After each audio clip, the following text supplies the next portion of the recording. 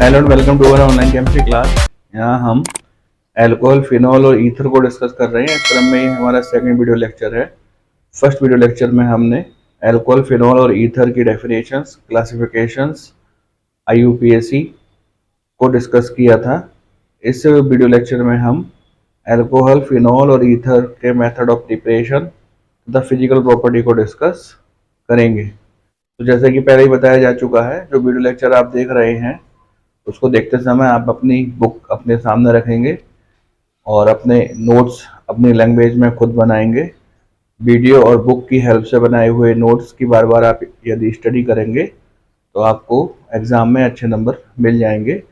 साथ में इस वीडियो का PDF फाइल भी हमारे पास अवेलेबल है। यदि आपको वह चाहिए तो आप कमेंट बॉक्स में या फिर व्हाट्सएप ग्रुप पर उसको मंगवा सकते हैं। अल्कोहल, फिनॉल और ईथर के बारे में जो भी आप पढ़ेंगे, चाहे वह प्रिपरेशन हो, फिजिकल प्रॉपर्टी हो, चाहे केमिकल प्रॉपर्टी हो, वह हेलो एल्केन और हेलो एरीन से रिलेटेड है। तो इसके लिए आप अपने हेलो एल्केन, हेलो एरीन्स के कॉन्सेप्ट को अवश्य क्लियर करें। उसको क्लियर करने के लिए आप हमारे वीडियो की हेल्प ले सकते हैं, जो कि आपको चैनल के प्लेलिस्ट में भी मिल जाएगा और नीचे में डिस्क्रिप्शन बॉक्स में भी उसको प्रोवाइड करा दूंगा। तो जैसा कि आप सामने ग्रीन बोर्ड पर देख रहे हैं, हेलो एल्केन के हाइड्रोलाइसिस से हम अल्कोहल को बना सकते हैं। यदि हमारे पास कोई हेलो एल्केन है और उसकी यदि हाइड्रोलाइसिस KOH एक्वस से की जाए तो अल्कोहल ROH मिल सकती है। इस रिएक्शन को आप इस प्रकार से भी लिख सकते हैं, CH3Br plus KOH aqueous is equal to CH3OH plus HBr। यहाँ पे ये जो KOH एक्वस है, इसकी इंपॉर्टेंस है कि ये हेलो एल्केन का हाइड्रोलाइसिस करके अल्कोहल दे देता है। तो जब आप हमारे हेलो एल्केन के वीडियो नोट्स देखेंगे तो उसमें हमने समझाया है कि KOH दो प्रकार का होता है। एक KOH एल्कोहलिक भी होता है, जो कि हेलो एल्केन से जब रिएक्शन करता है तो एल्कीन देता है। इस प्रकार से रिएक्शन करके वह एल्कीन देगा। तो यहाँ पर जब आप एल्कोहल बनाएं तो KOH एक्वस लिखें, जिससे कि आपको एल्कोहल प्राप्त हो सके। तो दोनों में जो डिफरेंस है वो मैंने यहाँ पर आपको स्पष्ट किया। यदि KOH एक्वस होगा और वो हेलो एल्केन से रिएक्शन करता है तो अल्कोहल मिलेंगे, और यदि KOH एल्कोहलिक होगा और वो है हेलो एल्केन से रिएक्शन करता है तो एल्कीन प्राप्त होगा। इस बात को आप थोड़ा सा ध्यान से अपनी कॉपी में नोट कीजिएगा। एल्कीन के जल बटन के द्वारा भी हम अल्कोहल बना सकते हैं। एल्कीन दो प्रकार की होती है, सिमेट्रिकल और अनसिमेट्रिकल। एक एक स्टेप में हम दोनों को समझने का प्रयास करते हैं। ये सिमेट्रिकल एल्कीन है। आपके दिमाग में ये सवाल आ रहा होगा कि ये सिमेट्रिकल एल्कीन क्यों है, ये सममित एल्कीन क्यों है। तो उसके लिए आप डबल बॉन्डेड कार्बन एटम को देखिए। डबल बॉन्डेड कार्बन एटम पर लगने वाले हाइड्रोजन की संख्या को देखिए। यदि वह दोनों समान हैं तो इस प्रकार की एल्कीन सममित एल्कीन या सिमेट्रिकल एल्कीन कहलाती है। इसका जल बटन तनु H2SO4 से करा दीजिए। तनु H2SO4 को मैं इस प्रकार से लिख रहा हूं, इस प्रकार से। इसका एक पोर्शन धनावेशित है ये वाला, और एक पोर्शन ऋणावेशित है। H2SO4 है ये। अब यहाँ पर एडिशन रिएक्शन होगी, किसी भी कार्बन पर जाकर के धनायन जुड़ जाएगा और किसी भी कार्बन पर जाकर के ऋणायन जुड़ जाएगा। तो मैंने यहाँ पर इस प्रकार से इसका एडिशन कर दिया। अब आप इसका जल बटन कर दीजिए। इस प्रकार से इसका जल बटन हो जाएगा HOH H2SO4 हमको प्राप्त हो जाएगा। जैसे हमने H2SO4 यहाँ पर यूज किया था वैसे ही H2SO4 यहाँ पर निकल गया और ये बन गया यहाँ पर अल्कोहल CH3CH2OH। इस रिएक्शन को हम इस प्रकार से शॉर्ट फॉर्म में भी लिख सकते हैं। ये देखना हमने यहाँ पर, जब हम तनु H2SO4 से एडिशन कराते हैं तो जल का एक अणु जुड़ जाता है और एल्कोहल मिल जाता है। ऊपर वाली जो रिएक्शन है आप इसको शॉर्ट फॉर्म में नीचे वाली रिएक्शन के रूप में भी लिख सकते हैं। तो यहाँ पर हमने एल्कीन का जल अपघटन करा करके एल्कोहल का निर्माण किया। तो जैसे कि पहले ही बताया था मैंने आपको, एल्कीन दो प्रकार की हो सकती है, सममित और असममित, सिमेट्रिकल और अनसिमेट्रिकल। अनसिमेट्रिकल एल्कीन पर जब हम हाइड्रोलाइसिस कराएंगे तो क्या होगा उसको समझने का प्रयास करते हैं। तो ये एक अनसिमेट्रिकल या असममित एल्कीन है। असममित क्यों है? क्योंकि जो द्विबंधित कार्बन परमाणु है ये वाले, इन पर लगने वाले हाइड्रोजन भिन्न भिन्न है। इस पर एक हाइड्रोजन लग रहा है, इस पर दो हाइड्रोजन लग रहा है। और जब हम इसका जल अपघटन कराएंगे इस प्रकार से तनु H2SO4 की उपस्थिति में, जब हम इसका जल अपघटन कराएंगे तो एडिशन रिएक्शन होगी। एक कार्बन पर HIN जाएगा और दूसरे कार्बन पर OSO3HIN जाएगा।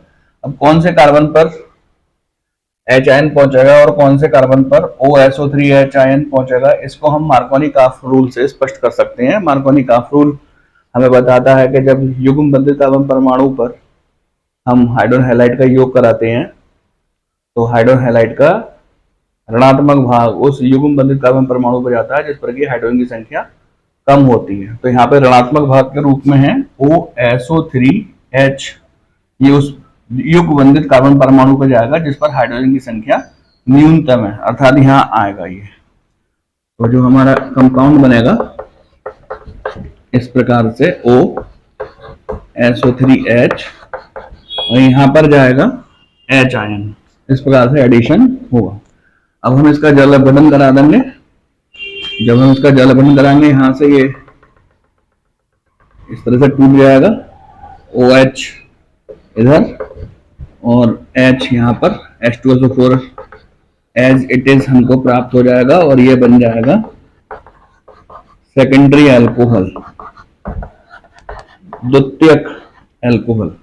इस रिएक्शन को यदि हम ओवरऑल देखें तो जब हम असममित एल्कीन पर तनु H2SO4 का एडिशन कराते हैं तो H2SO4 जैसा हम यूज करते हैं वैसा का वैसा ही प्राप्त हो जाता है, केवल जल का एक अणु जुड़ता है। तो हम इसको इस प्रकार से भी लिख सकते हैं।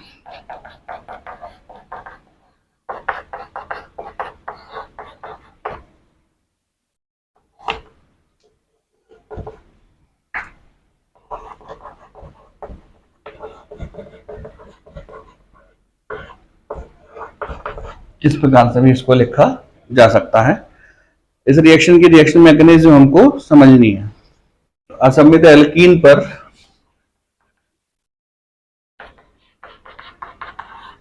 जब हम तनु H2SO4 के द्वारा जल अपघटन कराते हैं तो द्वितीयक अल्कोहल प्राप्त होता है। इस प्रकार से तनु H2SO4 की उपस्थिति में इस अभिक्रिया की जो क्रिया विधि है उसको हम इस प्रकार से समझ सकते हैं। फर्स्ट स्टेप में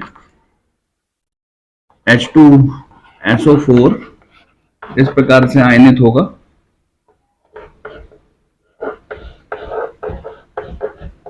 प्रोटॉन बनेगा। ये प्रोटॉन जल के ऑक्सीजन परमाणु पर उपस्थित लॉन पेयर से रिएक्शन कर जाएगा इस प्रकार से। सेकंड स्टेप में असममित एल्कीन पर इस हाइड्रोजनियम आयन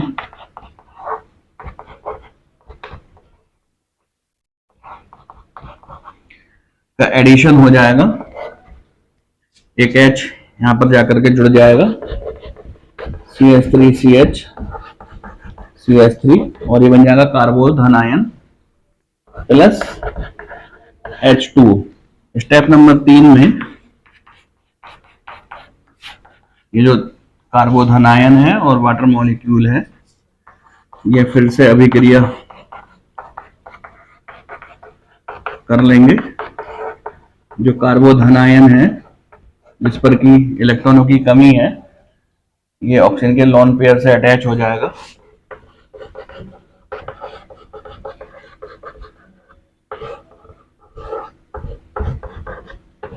इस प्रकार से स्टेप नंबर 4 में ये जो इंटरमीडिएट कंपाउंड बना, ये फिर से वाटर मॉलिक्यूल से अभिक्रिया कर जाएगा।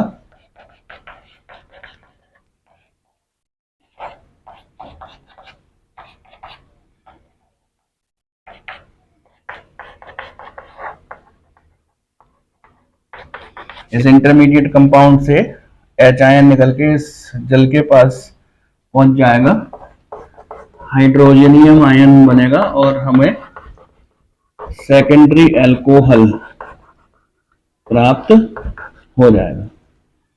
ये इस रिएक्शन की रिएक्शन मैकेनिज्म है, इंपोर्टेंट रिएक्शन मैकेनिज्म है, इसको अपनी कॉपी में अवश्य कीजिएगा।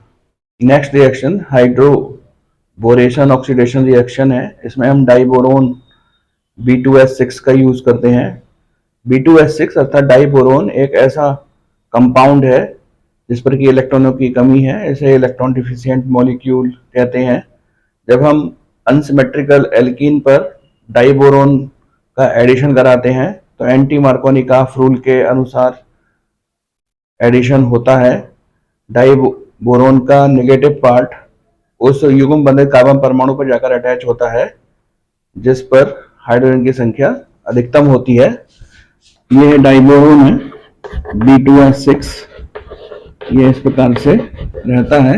इसकी रिएक्शन हम अनसिमेट्रिकल एल्कीन पर करा देते हैं। इस प्रकार से लिख दे रहा हूं मैं इसको। ये नेगेटिव पोर्शन ये उस युग्म बंधित कार्बन परमाणु पर जाकर के अटैच होगा जिस पर की हाइड्रोजन की संख्या अधिकतम है, अर्थात इस वाले कार्बन पर जाकर के ये अटैच होगा और हाइड्रोजन इस वाले कार्बन पर जाकर अटैच होगा। CH3CH2 single bond CH2 BH2, ये पुनः अनसिमेट्रिकल एल्कीन से रिएक्शन कर जाएगा।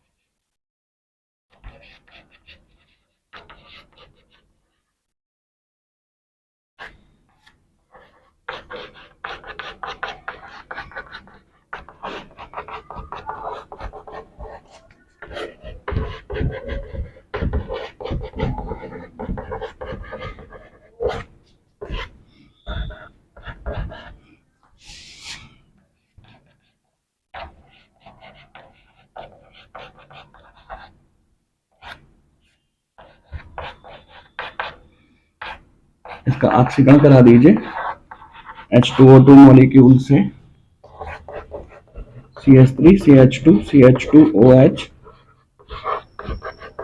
Plus H3 BO3। इस प्रकार से हमको 1 डिग्री प्राइमरी अल्कोहल प्राप्त होता है। कार्बोनाइल कंपाउंड के द्वारा भी अल्कोहल का निर्माण किया जा सकता है। कार्बोनाइल कंपाउंड वह कंपाउंड होते हैं जिनमें carbon double bond oxygen group पाया जाता है। इसके अंतर्गत एल्डिहाइड, कीटोन, कार्बोक्सिलिक और एस्टर आते हैं। तो जब हम इन ग्रुप्स का रिडक्शन कर देते हैं या अपचयन कर देते हैं तो हमको अल्कोहल प्राप्त होते हैं बाय रिडक्शन ऑफ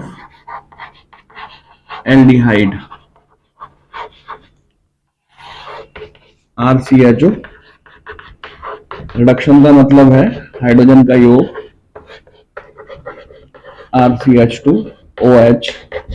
तो इस प्रकार से हमको अल्कोहल प्राप्त हो सकते हैं बाई कीटोन जब हम कीटोन का रिडक्शन कर देते हैं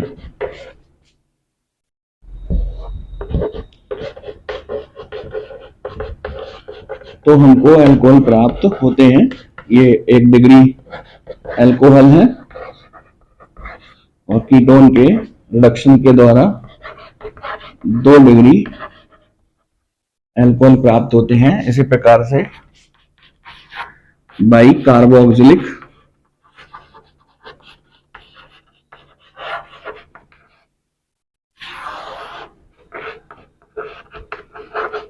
एसिड ग्रुप, जब आप इनका रिडक्शन कर देंगे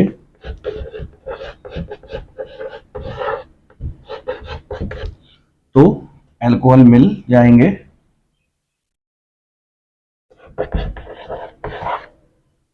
यहाँ पर हाइड्रोजन 2 और 1 3 और 2 5 हाइड्रोजन है, जबकि यहाँ पर केवल 1 ही हाइड्रोजन है। 4 हाइड्रोजन यहाँ पर लगा दीजिए। इसी प्रकार से जब आप एस्टर ग्रुप का रिडक्शन कर देंगे RCOO R- तो भी आपको अल्कोहल प्राप्त हो जाएंगे। तो कार्बोनाइल ग्रुप के रिडक्शन के द्वारा आप अल्कोहल प्राप्त कर सकते हैं। रिडक्शन का मतलब यहाँ पर होता है हाइड्रोजन का योग। हाइड्रोजन आप अनेक प्रकार से प्राप्त कर सकते हैं, या तो आप LiAlH4 लिथियम एल्युमिनियम हाइड्राइड का इस्तेमाल करके हाइड्रोजन प्राप्त कर लेंगे। जब सोडियम मेटल को एसिड से रिएक्शन कराते हैं तब भी आप हाइड्रोजन प्राप्त कर सकते हैं। तो ग्रिग्नाल्ड रिएजेंट एक इम्पोर्टेंट रिएजेंट है। इनकी इंपॉर्टेंस यही है कि इनके द्वारा सभी प्रकार के कार्बनिक यौगिक प्राप्त किए जा सकते हैं। इसी क्रम में ग्रिग्नाल्ड रिएजेंट की सहायता से हम अल्कोहल भी प्राप्त कर सकते हैं। ग्रिग्नाल्ड रिएजेंट को हम RMgX सूत्र से प्रदर्शित करते हैं, जहां पर R Ne एल्काइल है और X Ne halogen,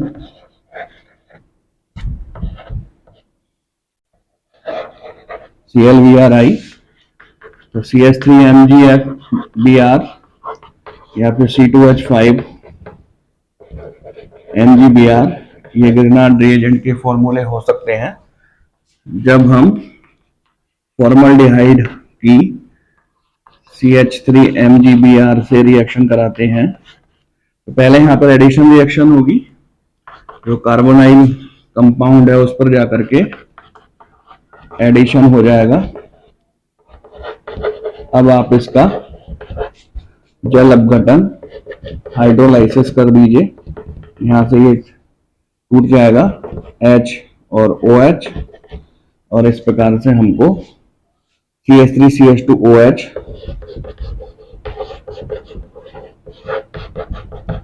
plus MgBrOH। ग्रिग्नाल्ड reagent यहाँ पर फॉर्मल्डिहाइड से रिएक्शन कर गया और हमको यहाँ पर एथिल अल्कोहल अर्थात 1 डिग्री अल्कोहल मिल गया। एसिटल्डिहाइड से रिएक्शन करा दीजिए CH3CHO, सेम प्रोसीजर है। CH3MgBr कार्बोनाइल ग्रुप पर एडिशन रिएक्शन हो जाएगी। CH3OMgBr, इसका हाइड्रोलाइसिस करा देंगे। इस प्रकार से हाइड्रोलाइसिस हो जाएगा HOH CH3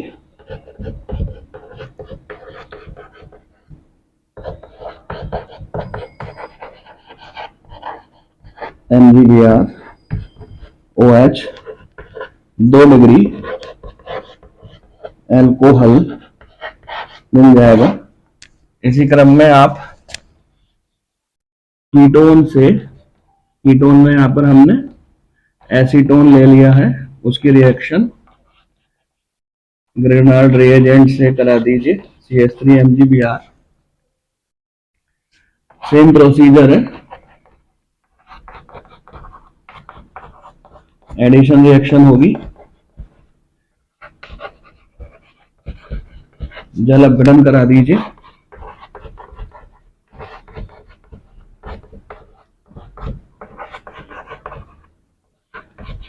तीन डिग्री अल्कोहल मिल जाएगा।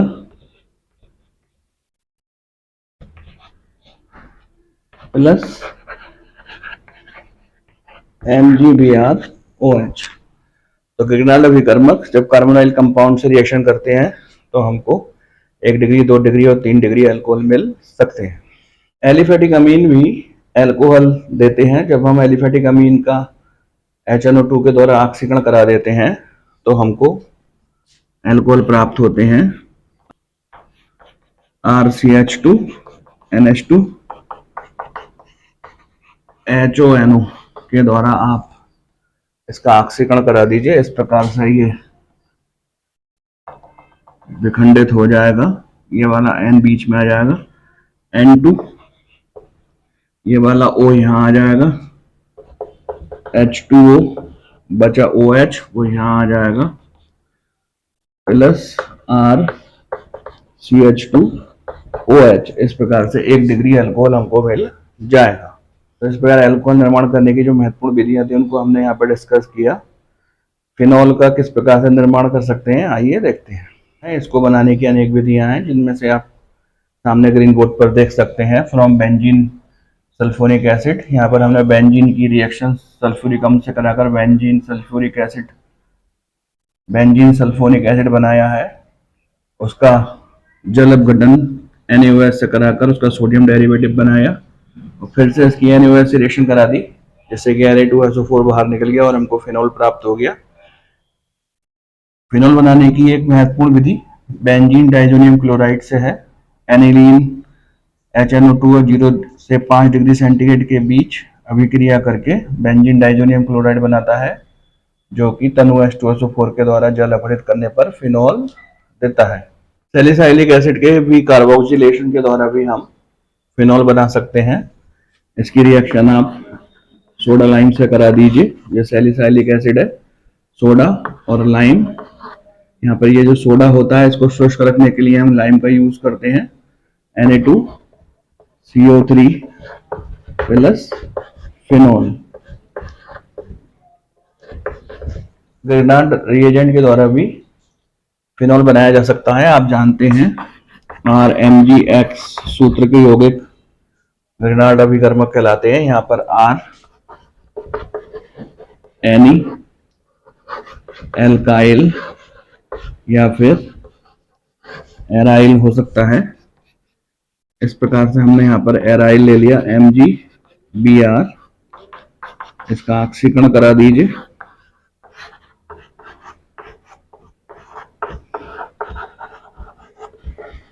जल अपघटन करा दीजिए।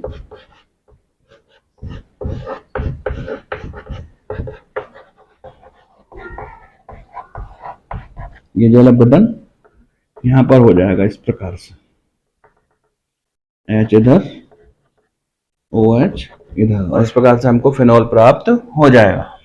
औद्योगिक स्तर पर फिनॉल को हम क्लोरोबेंजीन से बनाते हैं। सामने आप रिएक्शन लिखी हुई देख रहे हैं। क्लोरोबेंजीन की अभिक्रिया जब हम NaOH से कराते हैं तो हमको फिनॉल प्राप्त होता है।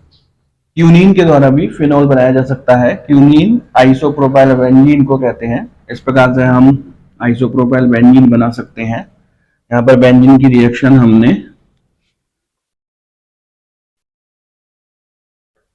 प्रोपीन से की है, तो यहाँ पर आइसोप्रोपाइल बेंजीन बन गया। इस आइसोप्रोपाइल बेंजीन की रिएक्शन ऑक्सीजन से करा देते हैं।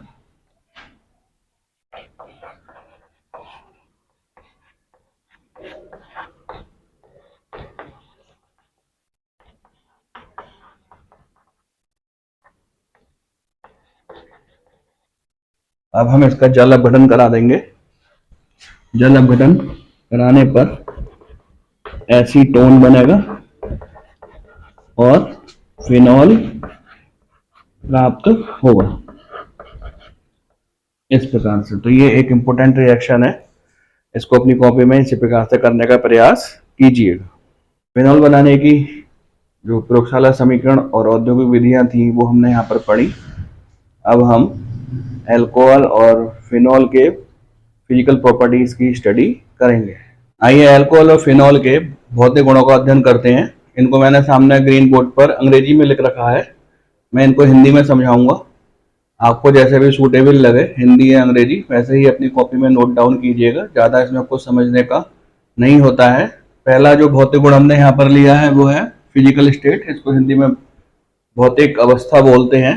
साधारण ताप पर लोअर अल्कोहल, लोअर अल्कोहल वह अल्कोहल होते हैं जिनमें कि कार्बन परमाणुओं की कम संख्या होती है, जैसे कि methyl alcohol, ethyl alcohol. Colourless liquid होते हैं, स्पेशल स्मेल होती है इनकी, जैसे कि स्पिरिट में से स्मेल आती है, जैसे कि वाइन में से स्मेल आती है, ऐसी स्मेल इनकी होती है। बर्निंग टेस्ट होता है, अगर इनको ड्रिंक किया जाता है तो ये एक गले को जलाते हुए नीचे की ओर जाते हैं। जबकि जो हायर एल्कोहल्स होते हैं, जैसे प्रोपेनॉल है, ब्यूटेनॉल है, या उससे आगे के जो एल्कोहल्स हैं, वो कलरलेस, ऑर्डरलेस यानी कि गंध रहित।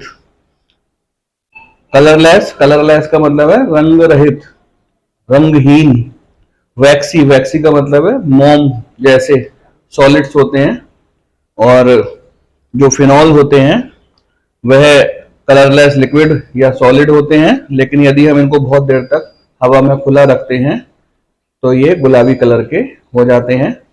तो ये इनके भौतिक गुणों में जो पहला पॉइंट है, फिजिकल स्टेट यानी कि भौतिक अवस्था, उसको हमने यहाँ पर डिस्कस किया। तो नेक्स्ट भौतिक गुण हमने यहाँ पर लिया है बॉइलिंग पॉइंट, जिसको हिंदी में हम क्वथनांक कहते हैं। सामने ग्रीन बोर्ड पर भी हमने यहाँ पर लिखा है।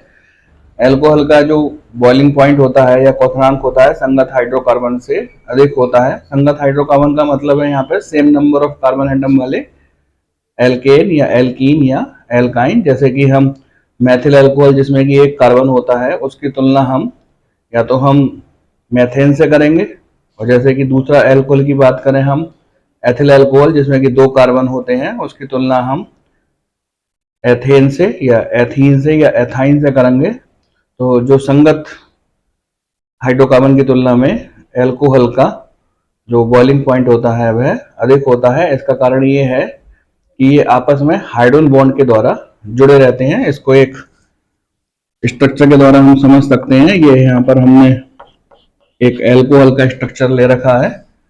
इस प्रकार से अनेक एल्कोहल के मॉलिक्यूल्स अरेंज होंगे। आप देख सकते हैं यहाँ पर ये जो हाइड्रोजन का परमाणु है, 2 अधिक विद्युत ऋणात्मक ऑक्सीजन परमाणुओं के बीच में आ गया। तो एक से तो ये साधारण सहसंयोजी बंध बनाएगा और दूसरे से कमजोर हाइड्रोजन बॉन्ड बनाएगा, जिसको कि हमने डॉटेड लाइन से शो किया है। ऐसे ही एक हाइड्रोजन बॉन्ड यहाँ बनेगा, ऐसे ही हाइड्रोजन बॉन्ड यहाँ पे बनेगा, और आगे को भी ऐसे ही हाइड्रोजन बॉन्ड बनेंगे। तो चूंकि हाइड्रोजन बॉन्ड बढ़ जाते हैं तो संगत हाइड्रोकार्बन की तुलना में इनका क्वथनांक अधिक होता है। इंपोर्टेंट क्वेश्चन है, पेपर में अनेक बार पूछा जा चुका है कि क्या कारण है कि एल्कोहल संगत हाइड्रोकार्बन की तुलना में अधिक क्वथनांक रखते हैं। तो इसका कारण उनमें पाया जाने वाला हाइड्रोजन बॉन्ड है। आपको इसी प्रकार से वहां पर लिखना है और इस प्रकार से ही स्ट्रक्चर बनाना है। जैसे जैसे ये एल्काइल का पोर्शन बड़ा होता चला जाता है, ये जो एल्काइल है यहाँ पर R, जिसको कि मैंने CnH2n सामान्य सूत्र से प्रदर्शित किया है। N की वैल्यू में 1 रख दूंगा, CH3 N की वैल्यू 2 रख दूंगा, तो CH2 CH3, और N की वैल्यू 3 रखने पर CH2 CH2 CH3, और N की वैल्यू 4 रखने पर CH2 CH2 CH2 CH3। तो जैसे जैसे ये जो एल्काइल पोर्शन है ये वाला, इसको हमने यहाँ पर शो किया है, ये बढ़ता चला जाता है तो हाइड्रोजन बॉन्ड कठिनाई से बनते हैं। जब हाइड्रोजन बॉन्ड कठिनाई से बनेंगे तो जो हायर एल्कोहल्स होंगे उनके बॉइलिंग पॉइंट घटते चले जाएंगे। तो पेपर में क्वेश्चन आता है क्या कारण है कि एल्कोहल का जो गलनांक होता है वो उच्च होता है, लेकिन जैसे जैसे हायर एल्कोहल्स की ओर हम बढ़ते हैं तो उनके जो क्वथनांक हैं वो घट जाते हैं। तो उसका रीजन उनमें पाए जाने वाले एल्काइल के साइज का बढ़ जाना है।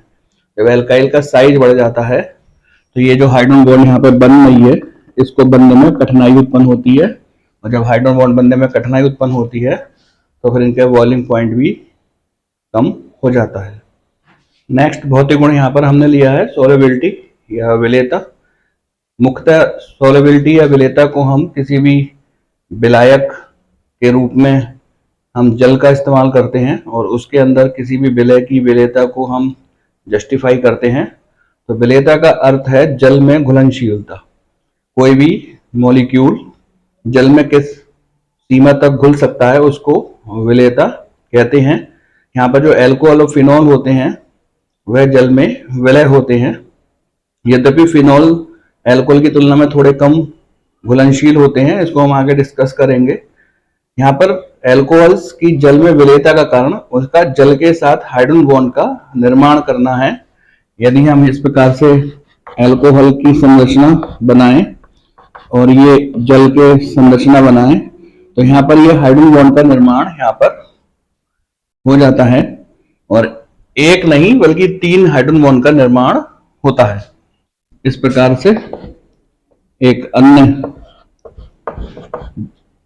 जल का अणु एल्कोहल के साथ हाइड्रोजन बॉन्ड का निर्माण कर लेगा, और इस प्रकार से यहाँ पर एक तीसरा जल का अणु एल्कोहल के साथ हाइड्रोजन बॉन्ड का निर्माण कर लेगा। चूंकि एल्कोहल जल के साथ हाइड्रोजन बॉन्ड का निर्माण कर लेते हैं इसलिए ये इजीली जल में घुल जाते हैं, और जो रीजन हमने बॉइलिंग पॉइंट में पढ़ा था, जैसे जैसे इनका एल्काइल पोर्शन बड़ा होता चला जाता है वैसे वैसे इनकी घुलनशीलता या सोलेबिलिटी जल में डिक्रीज होती चली जाती है, क्योंकि जो बड़ा एल्काइल पोर्शन होता है वह हाइड्रोजन बॉन्ड बनाने में कठिनाई उत्पन्न करता है।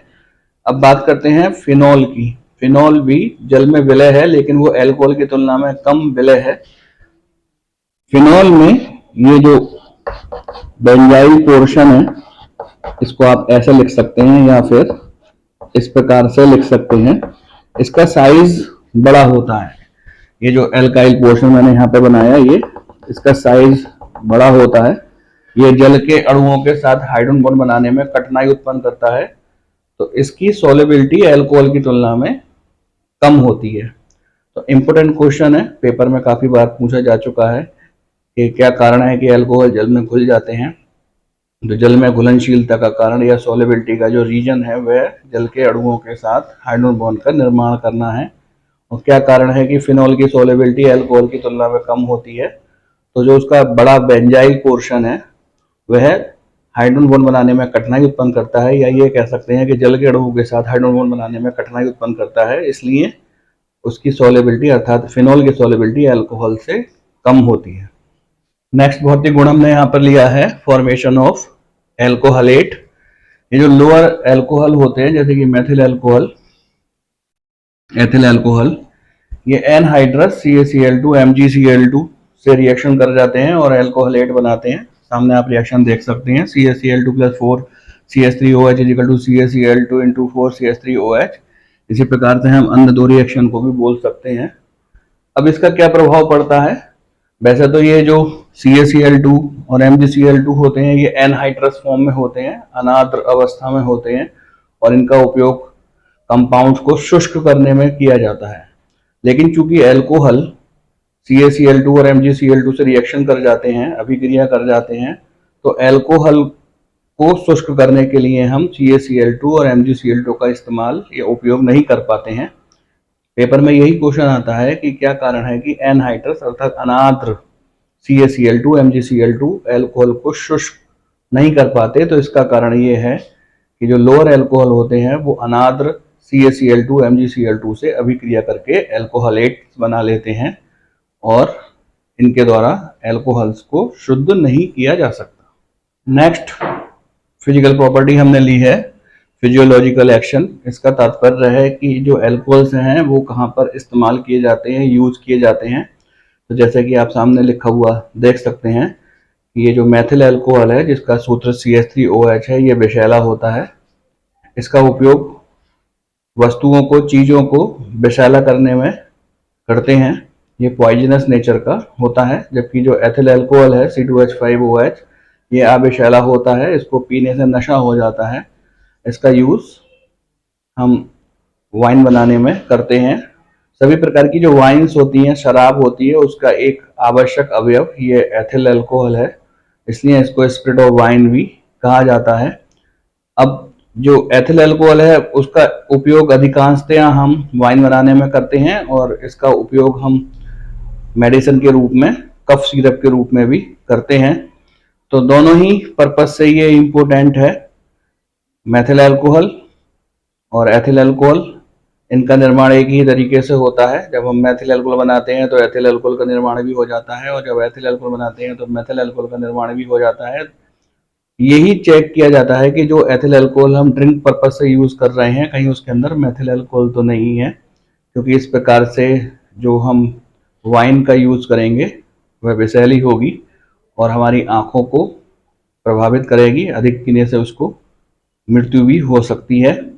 साथ में हम ऐसी एथिल अल्कोहल जिसमें कि मेथिल अल्कोहल मिला होता है, इसका भी यूज करते हैं। अधिकतर इसका इस्तेमाल हम वुड पॉलिश या लकड़ी पर स्पिरिट पॉलिश करने के रूप में करते हैं। तो ये इसके फिजियोलॉजिकल इंपॉर्टेंस थे। तो इस प्रकार ये वीडियो लेक्चर यहाँ पर फिनिश होता है। जैसे कि हम पहले भी कह चुके हैं, इस वीडियो लेक्चर की PDF फाइल हमारे पास उपलब्ध है। यदि आपको चाहिए तो आप कमेंट बॉक्स में या फिर व्हाट्सएप नंबर पर उसको मंगवा सकते हैं। इस वीडियो लेक्चर में हमने method of preparation alcohol and phenol की स्टडी की और physical properties of alcohol and phenol की स्टडी की। अब जब हम अपने नेक्स्ट वीडियो लेक्चर में मिलेंगे तो वहाँ पर chemical properties of alcohol and phenol की स्टडी करेंगे, जो कि एक वाइड लेक्चर होगा। शायद हम उसको 2 पार्ट्स में करें।